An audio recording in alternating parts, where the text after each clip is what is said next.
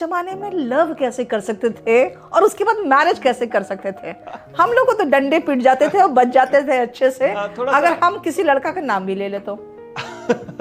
नहीं, हम लोग एक अंतर है, आप झारखंड से आई हैं और मैं मेट्रोपॉलिटन दिल्ली का निवासी रहा हूँ, तो एक तो ये महानगर थोड़ा सा स्पेस ज़्यादा देता है, और दूसरा हालांकि सच्चाई ये है कि ये लड़कियों के साथ ज़्यादा घटने वाली घटनाएं रही हैं, और सौभाग्य दुर्भाग्य जैसे भी आप इसे देखना चाहें, लेकिन हम लोग इसे हैंडल कर पाए। बहुत आसान सा तरीका था कि जब ऐसा हुआ तो मैंने घर जाके कहा कि भाई ऐसा हो रहा है, यूँ तो अच्छा रहेगा कि आप शादी में रहें, नहीं तो please make it convenient to at least attend. लेकिन जैसा मैंने सुना है कि शादी तक तो वो दोनों मिल के लड़ते हैं और घर वालों से लड़ते हैं और शादी के बाद एक दूसरे से लड़ते हैं, तो ये जो कॉन्सेप्ट है ना, they lived happily ever after, ऐसा कुछ नहीं होता। क्या ये बात सही है? नीतू जी, आप बहुत अच्छे तरीके से इस बात को समझती हैं कि ये एक यूटोपिया है, और ये यूटोपिया भारतीय समाज में या तो बॉलीवुड की फिल्मों से आता है जिसमें वो एंड में दी एंड लिख दिया जाता है, लेकिन ये दरकार ही क्यों न हो कि आप लगातार ऐसा कोई एक ऐसी काल्पनिक दुनिया को रचें जिसमें कि आप हैप्पीली एवर आफ्टर रहेंगे। संघर्ष तो रोजाना रहेंगे, और ये संघर्ष अभी भी हैं और संघर्ष बने रहने चाहिए, but overall life been good to me. Okay, तो मतलब आप लव मैरिज के कॉन्सेप्ट पे विश्वास करते हैं और कहते हैं ये सक्सेसफुल हो सकता है? देखिए, मैं लव मैरिज के कॉन्सेप्ट पे विश्वास से ज़्यादा मैं अरेंज्ड मैरिज के कॉन्सेप्ट हीन होने पर बहुत विश्वास करता हूँ। अच्छा, अरेंज मैरिज के खिलाफ क्यों है सर? आई ऑनेस्टली बिलीव कि अरेंज मैरिजेस जो हैं वो सिस्टम ने इंडिविजुअल लिबर्टी को, इनफैक्ट अरेंज मैरिज में विवाह जो है वह मूलतः प्रजनन का एक रास्ता है।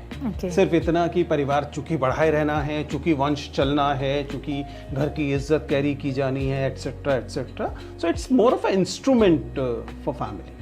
Nothing wrong as such in it, as long as जब तक कि व्यक्ति की जो इंडिविजुअल लिबर्टी है उसकी थोड़ी बहुत इज्जत बनी रहे। ऐसा नहीं है कि लव मैरिजेस में प्रॉब्लम नहीं होती, बल्कि लव मैरिजेस की प्रॉब्लम ज़्यादा दिखाई भी देती है। उसकी वजह ये है कि जब अरेंज मैरिज में थोड़ी बहुत समस्या होती है तो एक दोनों तरफ के खानदान आके खड़े हो जाते हैं कि इतना पैसा खर्च हो गया यार, ठीक ठाक रह लो साथ साथ, इत्यादि इत्यादि, और इज्जत का सवाल और 50 दूसरी चीज़ें, और जिम्मेदारी का सवाल कि हम ही लोगों ने तो कहा था।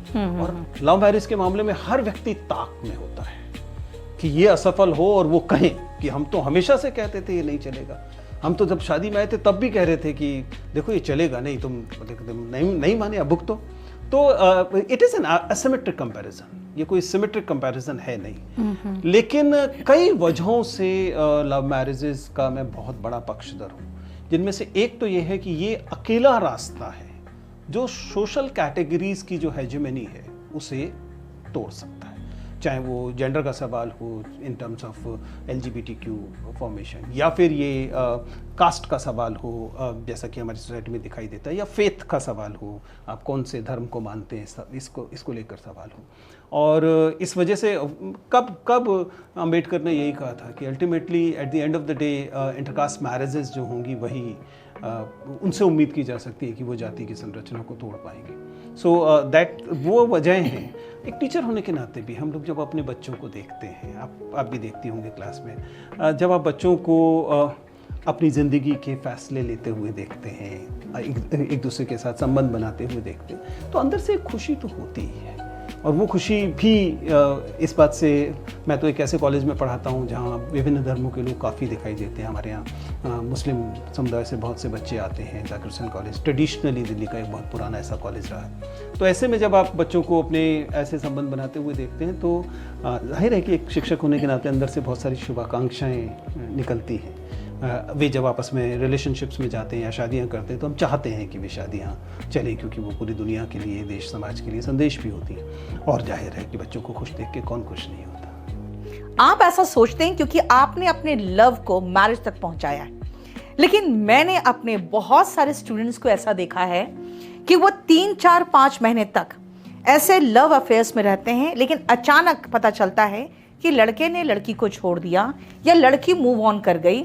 और सर लिटरली जब वो मुझसे आके बात करते हैं, उसके आवाज़ में जो कंपन होता है, आंखों से जो आंसू निकलते हैं, और वो जिस तरह के एक परेशान स्थिति में महीनों, यहाँ तक कि कई बार ऐसा होता है 1-1 साल तक रह जाते हैं, तो मुझे लगता है कि सर लव मैरिज तक पहुंचने से पहले बहुत सारी ऐसी चीजें हो जाती है जो लाइफ को बहुत अस्त व्यस्त कर देता है और ये इनके रिजल्ट पर भी असर पड़ता है।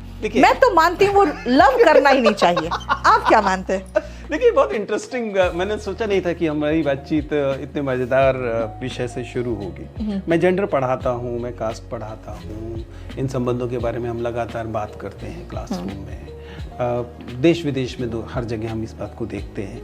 अंततः तो मेरी तो एक बात समझ में नहीं आती कि रिलेशनशिप के सफल असफल होने को विवाह से जोड़ा क्यों जाता है। मतलब आश्चर्यजनक बात है, दुनिया में कहीं नहीं जोड़ा जाता, केवल हमारे यहाँ।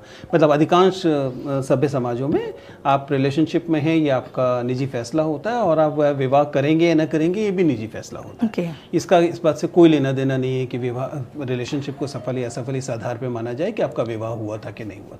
लेकिन हमारे यहाँ जो बच्चे आते हैं, खासतौर से आपके पास जो बच्चे आते हैं, वो अपने साथ एक बहुत बड़ा सोशल जो है बोझा लेकर आते हैं। उनके ऊपर एक बहुत बड़ा सोशल बोझा होता है, जिसमें समाजीकरण, सोशलाइजेशन ने बहुत सारी चीज़ें उनके मन में डाली होती है, जिनमें प्रेम का मतलब ही विवाह होता है, जिनमें प्रेम का मतलब, प्रेम की सफलता का यही आधार होता है। और ऐसे में किसी दूसरे पक्ष के नकार को, खासतौर से लड़कों के लिए, लड़कों का मुझे नहीं पता, लेकिन लड़कों के लिए इस नकार को सहना अचानक समझिए कि बहुत बड़ा ईगो इशू भी हो जाता है। उनको लगता है कि ऐसा कैसे हो सकता है। हमारे समाज ने रिजेक्शन सहने के लिए नहीं बनाया है लोग, खासकर मर्दों को तो बिल्कुल कि मैं रिजेक्ट करूंगा, मुझे कैसे वो रिजेक्ट कर सकती है। अब वो होता है ना कि ठुकरा के मुझे मेरा इंतकाम देखेगी वाला जो पूरा का पूरा प्रकरण है। सच्चाई ये है कि ये हमारी अपब्रिंगिंग और सोशलाइजेशन की समस्या है, जिसमें मर्दों के पास, पुरुषों के पास खास तौर से, लेकिन वैसे भी एंटाइटलमेंट्स जो हैं उनका लेवल बहुत ज़्यादा है, जिसमें कि आप दूसरे का नकार नहीं सुनने को तैयार हैं, जिसमें कि आप अपनी एंटाइटलमेंट्स में बहुत सारी ऐसी चीज़ें भी मानकर चलते हैं जो कि किसी मनुष्य को स्वीकार नहीं करनी चाहिए ना। आप किसी से चिल्ला कर नहीं बोल सकते हैं, चीख कर नहीं बोल सकते हैं, किसी पर हाथ नहीं उठा सकते हैं। हमारे समाज के, शादी छोड़ दीजिए, जो रिलेशनशिप में हैं अभी बिल्कुल नए बच्चे, 18, 20, 22 साल के बच्चे, वे तक इसे अपनी एंटाइटलमेंट मानते हैं। और ये जो प्रक्रिया है, आप इससे अनुमान लगा सकते हैं कि हमारे समाज को अभी बहुत यात्रा तय करनी है। और ये, मैं तो ये मानती हूँ सर कि कोई आपको पिटाई तो छोड़ दो, जिस दिन ये कह दे कि तुम स्लीवलेस क्यों पहनी हो, उसी दिन उसको बता देना चाहिए कि आपका ये लाइन है, इसको क्रॉस मत करो। देखिए, ये जो एजेंसी का सवाल है कि मेरे फैसलों की एजेंसी किसके पास होगी, मैं मानता हूं कि वह समाज अकेला विकसित समाज है जो व्यक्ति के फैसले की एजेंसी उस व्यक्ति तक छोड़ता है। और जैसे ही, चाहे समाज के नाम पर लें आप, चाहे किसी आइडेंटिटी के नाम पर लें, धर्म, जाति इत्यादि आइडेंटिटीज के नाम पर लें, रिश्ते के नाम पर, और सबसे डरावनी चीज है परिवार, उसके नाम पर जब आप इनसे ये एजेंसी छीनते हैं तो आप दरअसल उन लाइंस को क्रॉस कर रहे होते हैं। मजेदार बात है कि दूसरे समाजों में ये नहीं समझाना पड़ता। सही बात है, अन्य समाजों में इसे समझाने की आवश्यकता नहीं पड़ती। छोड़ दीजिए यूरोपीय समाज की, इंडिया में ज्यादा चलन है, ये इवन एशियन समाजों में समझाने, कंट्रीज में। अगर आप, ये हमारे सब कॉन्टिनेंट की परेशानी, ओके, मतलब ये आपको इवन कोरिया में नहीं दिखाई देगा, एशिया में, आपको जापान में उस लेवल पे नहीं दिखाई देगा, आपको जिन्हें हम एशियन नेशन, ये वाले एशियन नेशन कहते हैं, इनमें भी नहीं दिखाई देगा। ये सबसे ज्यादा आपको इंडियन सब कॉन्टिनेंट की समस्या दिखाई देगी। ये मैं मानती हूँ सर कि हम इंडिया में जो पेट्रियार्की से लड़ने वाली महिलाएं हैं, उनको सबसे पहले वो ब्रेन वॉश्ड वीमेन से लड़ना पड़ता है, वो सबसे पेनफुल होता है। It's been very obvious. मैं क्लास में हमेशा बताता हूँ कि देखिए, आप जरा सोच के बताइए कि आपको परिवार में सोशलाइजेशन कौन कर रहा था, कौन कह रहा था कि बेटा कि आपको टांगे चौड़ी करके नहीं बैठना है। सोशलाइजेशन है ना, ये प्रोसेस है ना सोशलाइजेशन में। स्त्रियों को बताया जाएगा कि वो ऐसे नहीं बैठेंगे, उनको ऐसे करके बैठना। कौन कह रहा था? बेहतर बात है, अधिकांश मामलों में या तो ये माँ कह रही थी, या बड़ी बहन कह रही थी, या फिर ये अन्य। इसका मतलब ये नहीं है कि अब वो क्लासिकल सेंटेंस लेके आए जिसमें कहते हैं कि स्त्री की दुश्मन है। वो चुटकुलों के लिए सही है, मुहावरों के लिए सही है।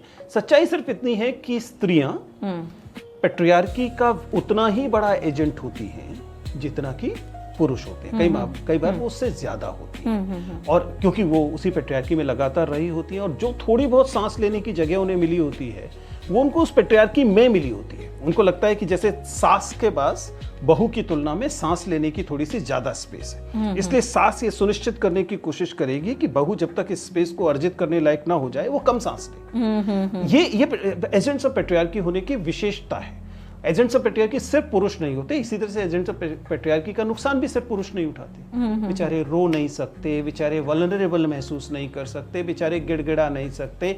अब सच्चाई है कि उनको जब एक्शन लेना होगा तो बेचारों को सीधा आत्महत्या करनी पड़ेगी। I am sorry, I mean ये एक ट्रिगर हो जाएगा और आमतौर पर सोशल मीडिया पे बात नहीं करनी होती, लेकिन सच्चाई ये है कि या तो वो सेल्फ हार्म करे या फिर वो लगातार भुगते, क्योंकि इस पैट्रियार्की ने अपने आप को एक्सप्रेस नहीं कर सकते। पैट्रियार्की ने उसे बताया है कि मर्द को दर्द नहीं होता, पैट्रियार्की ने बताया है कि औरतों की तरह नहीं रोना है, इत्यादि इत्यादि। तो मैं मानती हूँ मर्द रोते नहीं हैं, तो इसीलिए हार्ट अटैक मर्दों को जल्दी हो जाता है और बहुत सारी समस्याएं है ना। ये सारे जो बहुत एक्सट्रीम स्टेप्स लेते हैं वो मर्द जल्दी ले लेते हैं, क्योंकि उनके पास अपने आप को वेंट आउट करने का ना कोई फीलिंग एक्सप्रेस करने का ना तो कोई तरीका सिखाया गया है और ना कोई होता है जो उनकी फीलिंग समझ सके।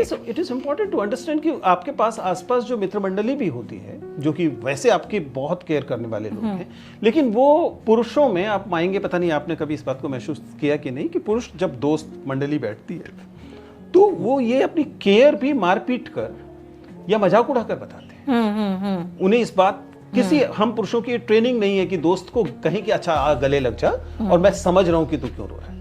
हम उसको ये बताने में भी हम तेरे साथ है, कहेंगे क्यों लड़कियों की तरह चल दारू पी, लड़कियों की तरह रोता है, चल दारू पीते, ठीक है, वहां दर्द निकालेंगे। I am not saying it won't work, sometime it does, लेकिन एट द सेम टाइम ये बताता है कि दोनों बेचारे एजेंट ऑफ पैट्रियार्की है, उसी पैट्रियार्की के मारे हुए, ना उसे कंधा देना आता है ना उसे कंधा मांगना आता है।